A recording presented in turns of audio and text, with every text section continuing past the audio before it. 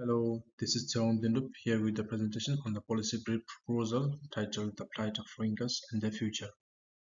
The rationality behind choosing this topic is based on its relevancy to the unit because this issue deals with a series of security issues, conflicts, and the violence in the region. Secondly, there is a humanitarian crisis and the violence that needs an immediate attention. Thirdly, there is ethnic discrimination, which UN has reported it as a ethnic cleansing.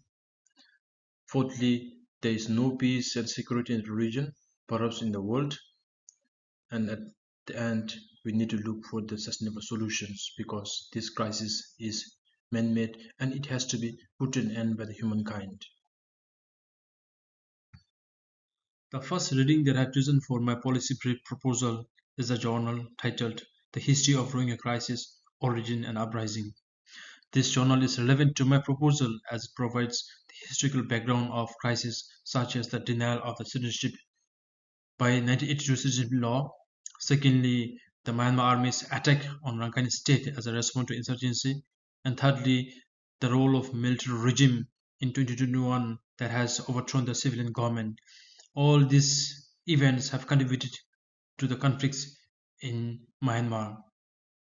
No policy brief proposal would be completed without the historical background of the topic.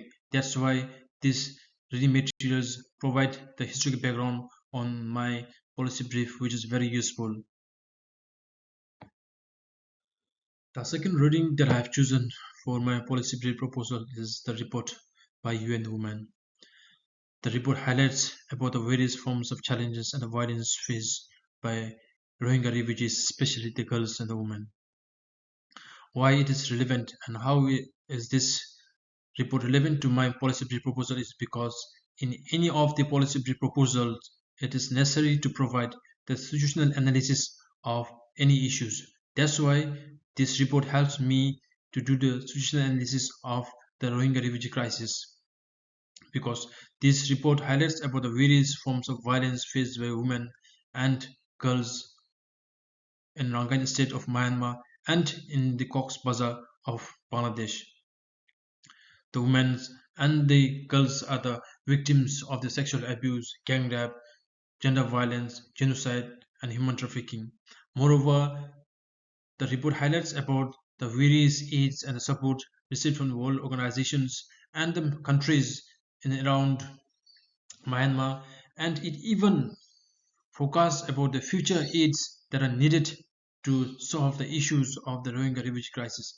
That's why this report helps in knowing the gap, what has done and what is needed to be done, so that in my policy brief proposal it will be able to provide comprehensive analysis of the Rohingya refugee crisis and the immediate help that are needed to boost the life of the Rohingya refugees and to look for the sustainable livelihood of all the refugees back in Myanmar and in the resettlement area of Bangladesh. The third reading that I have chosen for my policy brief proposal is the policy brief titled Rohingya Crisis, Current Challenges and the Way Forward. No policy brief would be completed without the recommendations. So this reading has enabled me to gain certain insight on how to recommend and what to recommend. For instance, the author has recommended 4 approaches to end the crisis. So based on these 4 approaches, in my policy proposal, I have to research and see what has achieved and what has not achieved. And those missing parts have to be included in my policy proposal, or else the future policy proposal should contain those approaches which has not fulfilled to end the crisis. Moreover, this help us to find the gap on what has achieved and what has not achieved so that the recommendations will be helped to end the crisis if all policymakers, leaders, and the politicians can come on common consensus to end the crisis. Lastly, to summarize the reason why I have chosen this policy brief proposal titled The Plight of Rohingya and Their Future is because this crisis is a man-made crisis and it should be put by man to an end. There is ethnic discrimination, there is a conflict, there is no peace and security in the region and the world at large, and we need to dwell on the sustainable solutions.